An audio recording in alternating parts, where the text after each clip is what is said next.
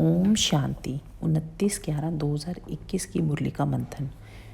आज की प्यारी प्यारी मीठी मुरली में बाबा कहते हैं कि दुनिया में भल और किसी का डर नहीं रखो, लेकिन इस पाप का डर ज़रूर रखो। डर रखना माने पाप कर्म से बचना। इसके लिए अपनी जांच का चार्ट जरूर बनाना है, क्योंकि क़यामत का समय बहुत नज़दीक है। इसलिए योग बल से अपना हिसाब किताब चुकतू करते जाना है। अगर चुकतू नहीं किए तो मोचना खाना पड़ेगा और बेइज्जती भी होगी, और वो भी बाप के आगे। बाबा कहते हैं, अभी मैं संपूर्ण ब्रह्मा के तन में आया हूँ, इसी द्वारा तुम्हें डायरेक्शन देता हूँ। फिर तुमको साक्षात्कार कराएगा कि इसमें बैठकर तुमको कितना पढ़ाते थे, समझाते थे कि दैवी गुण धारण करूं, सर्विस करूं, किसी की निंदा नहीं करूं। तुमने फिर भी ये काम किए तो अब खाओ सजा। मैं हमेशा समझाता हूँ कि यह समझो शिव बाबा मुरली चला रहे हैं और डायरेक्शन देते हैं, तो हमेशा याद भी रहे और उनका डर भी। बाबा कहते हैं, घड़ी घड़ी कहने की तो दरकार ही नहीं, बाप की डायरेक्शन है। चलते फिरते उठते बैठते बाप को ही याद करो, और योग बल से केवल इस संगम युग पर ही 5 विकारों रूपी रावण पर जीत प्राप्त कर सकते हो।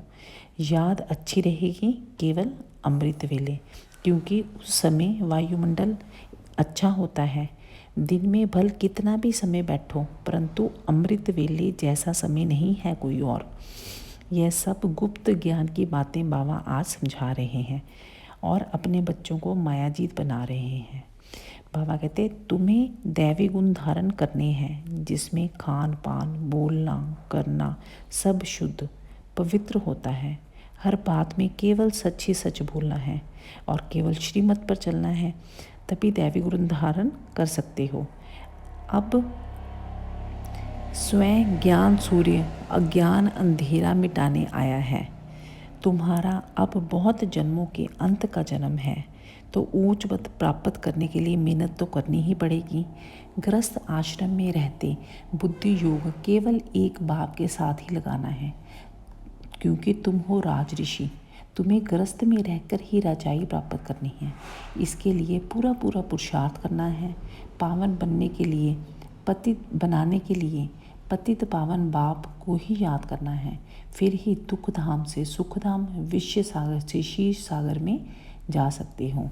फिर बाबा कहते हैं, तुम मुझे बड़ा समझकर नमस्ते करते हो, और फिर मैं तुमको विश्व का मालिक समझ नमस्ते करता हूँ।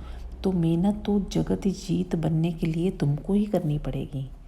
तुम्हारा हर एक्शन सोल कॉन्शियस बनना है।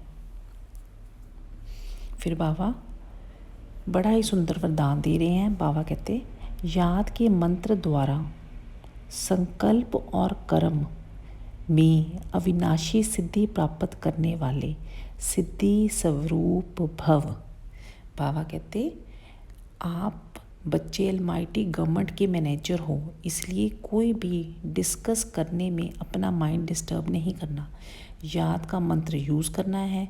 अपने पास आत्मिक दृष्टि के नेत्र मन मना भव का मंत्र रखना है, जिससे अपने संकल्पों को सिद्ध कर सिद्धि स्वरूप बन सकते हो। ओम शांति। शुक्रिया बाबा, शुक्रिया बाबा, शुक्रिया बाबा।